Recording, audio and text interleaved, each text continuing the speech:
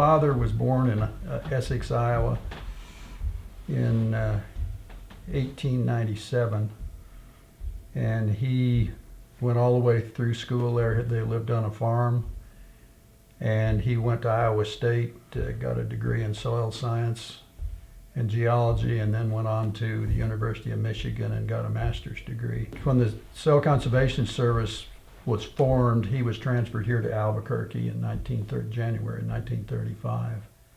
That's how he got here. My mother, on the other hand, was born in Encampment, Wyoming, a little mining town up on the Colorado border, and but grew up in Denver. She went all the way through school there and then went to the University of Colorado and got her degree in business administration, and she landed a job teaching commercial sciences or sciences at Albuquerque High School in 1930. And she taught shorthand, typing, bookkeeping, like that. She stayed there until she and my father were married in 1935, because at that point Albuquerque High would not allow you to teach if you were married. After we moved out here, my father found this house. This is the house here, 445 North Hermosa. When we moved here, Hermosa was paved and curbed. We had a sidewalk in front of our house, still do. And Roma, which went east and west, was not paved. No curbs, nothing. In the summer, it's when they had a big rain shower up in the mountain, Roma ran full of water, just out of, it'd be clear sky, sun shining, and here comes this big wall of water coming down there. But Lomas was, what's now Lomas, it used to be Las Lomas, was paved to Carlisle and Monte Vista. Everything east of there was dirt. There was nothing east. The only houses on Morningside were on the west side of the street. Everything east of there was vacant. There used to be an old dog track down here about where the, what's the grade school? Right up? Zia. On the north side of the playground there, you can see there was a remnant of where that dog track ran. There was the house. It would have been the house. It was at 500, and the house next door, just north of that, there were not there. That was vacant lot. That was that's where we played baseball, and there was a big hole out there in the middle of it, and that was a fort. And right after the war, when they started building this area, and there were several duplexes that were built down there. That was a great place to play guns, because they had a common crawl space under the two dwellings, and you could go in the front door and run from a guy, jump down on her, and go over and come up in the next building. In 6th grade, I was a patrol boy, which was what we had for crossing guards at that time, which was a real adventure, because you got to get out of class early to get to your crossing station, so that you'd be there when all the kids came. I remember there was a bakery on Monte Vista, just west of the school. And we'd run over there when we had that crossing. We'd run over there, and they'd give us a cinnamon roll, and then we'd go back over, and so that was special duty. Well, my name's Charlie Ivy, and I was born in December of 1945, the youngest of 6 children. And I was born at St. Joseph Hospital, which was about 7 blocks from our house. We lived on Grand Avenue in the 1400 block. Sometime in 1944, early 45, they moved to Albuquerque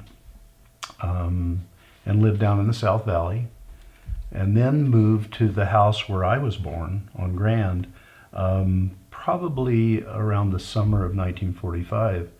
And it's interesting that family lore has it that my dad was working late one night or early one morning, and the sky lit up in Albuquerque, and nobody could figure out what in the world it was. And of course, it was the testing of the first atomic bomb. My dad worked for the railroad. He worked for the railroad for 44 years, his whole working career. And my mom was a stay-at-home mom. She took care of us 6 children.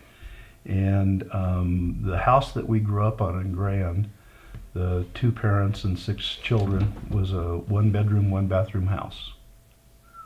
And I think it had a closet, but my sisters and I slept in the living room on a double bed, and then 2 of my brothers slept in one of the bedrooms, then the 1 bedroom, and my parents slept out on the porch, and my oldest brother slept in what was a little concrete garage below the house. So we were kind of tight, in our living circumstances. We lived there at 1404 Grand, which is now MLK.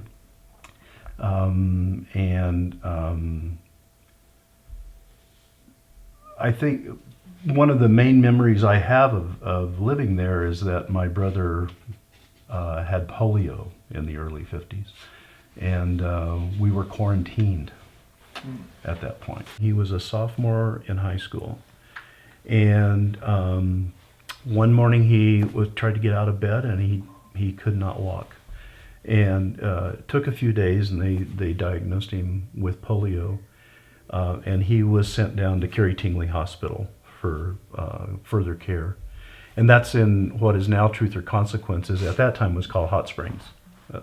And that all changed as a result of that TV show. But when he was officially diagnosed with polio, our whole family was put under quarantine. We couldn't leave our property for 2 weeks. And during that time, we had to, as I mentioned, scrub the house with Clorox, the ceilings, the floors, the walls, everything. And we had to figure out a way to get supplies. So we would make out a list and leave it down, or no, we couldn't even make out a list. We had to call the grocery store, Ed's Supermarket, and we would tell them what we needed, and they would come over to our house, and we had kind of a long stairwell up to our front door, and they would leave the box down at the bottom of the stairs. They couldn't have any contact with us, and then we had to carry it up into our house. And as a kid, what I remember was we were out of school for 2 weeks. We were happy. We weren't sad, and we really didn't understand the import of what having polio meant. But the doctor who was taking care of a lot of the polio patients in Albuquerque was Dr. Minear. He was an orthopedic surgeon, but had a really big interest in what to do about this disease. And at that time, we didn't have a car. So in order to go see my brother down at Hot Springs, we would ride with Dr. Minear, and he would come. He had some big black car. I don't know, who knows what kind it was. And he would give us our ride, and there was a little hotel down in Hot Springs, and we'd stay there, and then we'd go visit my brother. And at the hospital, there were lots and lots of kids that were in iron lungs. My brother wasn't one of them. He managed to escape that part of the disease. But it was really very tragic to walk into that place, and all these vibrant young people are dependent upon these machines. My dad was a railroader. I think I told you he worked for the railroad for 44 years, and one year he won the safety contest, and I don't remember the parameters of the safety contest, but the reward was that one of the kids could get a bike. And so the photo I have here is when my dad brought home this bike and presented it to me. And that's important because that's how I spent my time, was on my bike. I was free to roam pretty much anywhere within a couple of miles of our home. I was transferred to Monte Vista. And while I was going to Monte Vista, I had this new bike, so I got to ride my bike to school. So every day I'd ride back and forth from down on the other side of the university up to Monte Vista. And most of my friends then were the kids that I went to school with at Monte Vista. And one of the interesting things that happened while we were at Monte Vista was that we became polio pioneers. And we were the first wave of children that were vaccinated against polio, but your parents had to sign that it was okay for that to happen. And of course, my parents said for sure if it could, because they had experienced what it was like to have a child catch polio. So this is one of those public announcement things: get your children vaccinated. We wanted to play football, the beginning of football season. We'd all have to get out there, all the players, and the field was covered with goat heads. So we'd have to get out there with our and kick the goat heads up with our shoes and then pick them up and throw them away. And so after that, when you fell down on that dirt with all the goat heads in it, you'd be picking goat heads out of yourself a lot, which was not that very much fun. We didn't have a track at Highland. And Albuquerque High, of course, didn't have a track because they didn't have much of a campus, right? And so for track practice, those of us from Highland would go down to Milne, and then those from Albuquerque High would come over. And so we always worked out together. And so Highland and Albuquerque High kids, at least with regard to track, became pretty good friends. Yeah. Friday night, you cruised Frank's and Steak in the Rough, which was just up the street, and that was Highland territory. And so every once in a while, some kids from Sandia would show up. And so we'd have to get in some kind of confrontation with them. But a lot of gas was spent driving between Frank's and Steak in the Rough. Another thing that you reminded me of was the Lobo Theater. The manager there was a lady, Hatton. And she had white hair, and she was like the don't hold hands police. Oh yeah. You'd try to sneak around and hold hands or put your arm around a girl, but she was always on it. she wasn't having any of that nonsense in her theater. Hit you with a flashlight, going with the light. Yeah. During the war, if you went, my mom always would get to Girard going up Monte Vista and start down the hill and turn the ignition off and coast. And gas was rationed, and we could save money that way until you got to Broadway, and then you turned it on. Mm-hmm. My biggest thing about Route 66 was it wasn't anything really special. I don't think it gained that ranking until a TV show came out, where those two guys were running around the country in their Corvette. But one thing I do remember was every year, the week between Christmas and New Year's, there was this big influx of cars from Michigan or Ohio or whatever would be coming through, bumper to bumper almost, going out to the Rose Bowl. Because they had the Big Ten, their winning team always played in the Rose Bowl. So here they go, these people just get in their cars on their motorcycles, anything, and head right down Central. 2 lanes was all it was. Traffic was jammed up. In the early 50s, then the motels really started to grow come into more, being. yeah. I mean, there was more and more of them. Mm-hmm. I can remember the folks being in the Aztec. It just seemed like that they had very good fortune there, that they'd rent out, so to speak, fairly early in the evening, rent all the rooms, and then you'd get in the car and you'd drive out Central Avenue to the east to see how everybody else was doing. So the next semester, I was a second semester pledge of the fraternity, and my new pledge father was part of the Matuzzi family, a long pioneer family here in Albuquerque, and Pete and Margaret Matuzzi, and Pete was known as Whiskey Pete, because they had a liquor distributing business, and then his first cousin was Shoe Pete, who had the Paris shoe store for many years. But anyway, I continued to work at the bank the second semester, and my pledge father, Alex Matuzzi, insisted that I go after work every day, every night, to his home in the Albuquerque Country Club area and study. And now he rarely was there. He was out running around, and but his mom and dad were there, and they were real good to me, and I got acquainted with them. But I'd have to study to midnight every night, and then I was required to drink at least 2 Schlitz beers at the end of that, which was a struggle for me in the beginning because I came from Hobbs, and Hobbs considered Coors beer precious body fluid, and there were no other beers as far as Hobbs boys were concerned. But if you drink that stuff every night for a period of months, it does grow on you, and you got where you liked it. And anyway, I had that worked out for that semester. I made my grades, and I had real good grades that semester, and went on from there. Went back to Hobbs in the suburbs and worked at the bank down there, and then came back to school.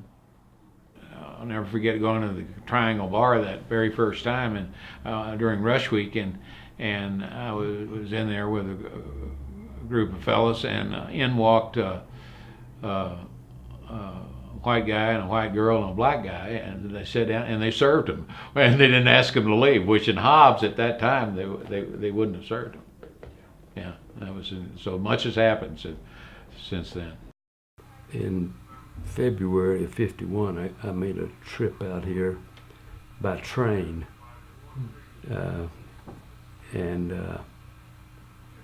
it looked good to me. So my wife and I decided that we'd come out. So we moved later in February of 1951, and went to work with Gordon Ferguson and Don Stevens. I came from Austin, Texas, and it would have taken a good day and a half if you drove. But people didn't fly much then. I mean, it just, I probably would have driven if there was no train coming through Albuquerque. And as a matter of fact, the train, I was in Austin, and I had to drive to Temple to catch the train, and then the train went to Belen, and I got off at Belen and had to get a bus from Belen to Albuquerque. I came out to look at Albuquerque on the train, as I mentioned, and the weather was beautiful when I was here in February. And then my wife and I decided to move from Austin. We bought a little handmade trailer to bring all our belongings in. You know, we had a bed and maybe a chair or two, and just basic furniture. And on our way over here, we lost a wheel on the trailer, so we had to get that fixed. And then I remember coming through the canyon. We came to where we could look down on Albuquerque, and I said, well, there it is. And it happened to be right in the middle of a dust storm. And my wife said, where? You couldn't see any building or anything except dust. We lived in an apartment up on Morningside for maybe a couple of years, and we then moved to other places in town. But we enjoyed not the Nob Hill area. We remember the Nob Hill drugstore in Nob Hill Shopping Center. It was where that Mexican furniture place is. I can't remember the name of it. We had lunch there almost every day. They had a lunch counter, and you know, good food for lunch. And I remember the Stromberg store that was in Nob Hill, where the restaurant is now, the Italian restaurant. And they happen to be the best men's store in town. And there were other stores in there. I know there was always a grocery store in the corner where the co-op is now. The tenants of the Nob Hill Shopping Center have turned over frequently during the past few years, and I think I mentioned a bakery, Nob Hill Bakery. It was there for a long time, and we all bought sweet rolls and donuts for a long time at that place. And I remember directly across the street on the southwest corner, there was a dentist. There used to be a osteopath just west of the office here. Some people went to him. Yeah. And because of all the facilities here, I rarely went downtown. When the downtown area started losing businesses and they started moving up here. I don't know whether you remember Stromberg's Clothier. Oh, yeah. They were downtown and they moved up into the center right here. And that was kind of an impetus for a lot of people to move up here because the Stromberg family was a very strong family in the Albuquerque area. And that caused a lot of movement up here. It helped develop Nob Hill. In the shopping center up here, people thought, well, that won't ever work. People don't like that. But it seemed like people loved coming out here to park, where they could park right there and go right in the little stores. And Stromberg's was there. Remember Stromberg's? The Mrs. Brannon was there. Head person there in Stromberg's here for a long, long time. Bill Brannon's wife, and he was a 1938 Lobo football all-star, and they were neighbors of ours. And Carlisle and Central, they built the thing, and pretty soon the Koenigs built rented that for their bakery.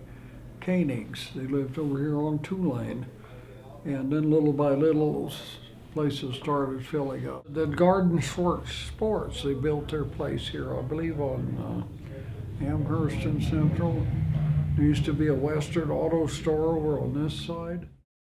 My husband's office, he was a dentist, was in the Nob Hill Shopping Center. It was very new at that time. In fact, his father rented his office space when he was still in the Navy, and it was a terrible place for a dental office because it was all glass and you don't want all that in your operatories.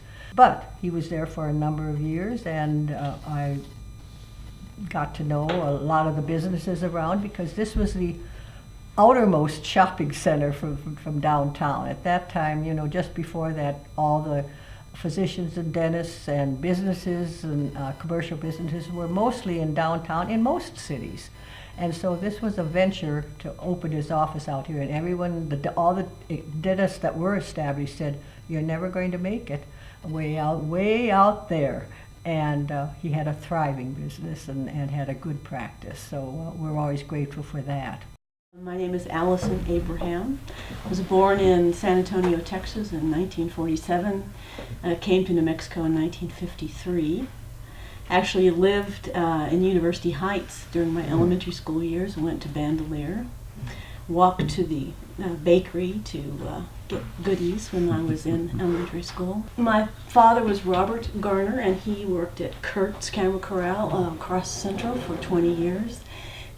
Came here partly for job opportunities, partly for health reasons. He had tuberculosis and was looking for a drier climate, and so this was a good fit for him. I lived at 2716 Cole, which is now 2716 Lead, in a great two-story house.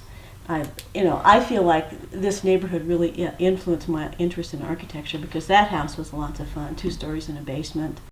One of the things that's always stood out in my mind about Nob Hill is where the co-op currently is today, and that was a shopping center that had as I recall, a barber's market. And my mother was a bargain shopper, and and the local paper always ran a special section of ads for all the specials going on, and that was something that if she saw what happened to be on the menu that she had in mind for the week, we'd rush down there to buy the special. So I can remember trips with my mother to the grocery store in Nob Hill Shopping Center to buy specials. My father always said that his paycheck went 30% further because of my mother and her special shopping. This is the Nob Hill drugstore on the corner. Back in the back was Ben Franklin's, Howden's Stationery, and of course the supermarket, Nob Hill. We always called it Nob Hill Grocery. It changed names a few times, and it's now the Montanita Co-op. My mother did all of her shopping there, as I remember. I remember the place so vividly. Over here on this side was the Nob Hill Bakery, and in front Stromberg's menswear, and there was a shoe store way over on the right that had wonderful playful things for children to climb on and play with. And I spent many hours total in Ben Franklin's. I think while my mom went shopping, I would just go into Ben Franklin's and wander around. She and I used to go to the Nob Hill drugstore. They had a soda fountain, and I can remember exactly where we used to sit, and I always got a grilled cheese sandwich and a cherry Coke. This is the Monte Vista Fire Station, which I always loved being there. I'm so glad that they have kept the building. And I think I went in there and got to see, the pole, the fireman's pole and all of that. We went almost every summer to visit my grandparents in Southern California, and we would get down on Central Avenue and drive west. This is Dick Bills, and he had a TV show on KOB, and I can even sing you the song if you'd like me to sing the song. If you feel comfortable doing that, go right All ahead. right. Riding down the trail to Albuquerque, saddlebags all filled with beans and jerky, heading for K-Circle B, the TV land for you and me. K-Circle B in Albuquerque.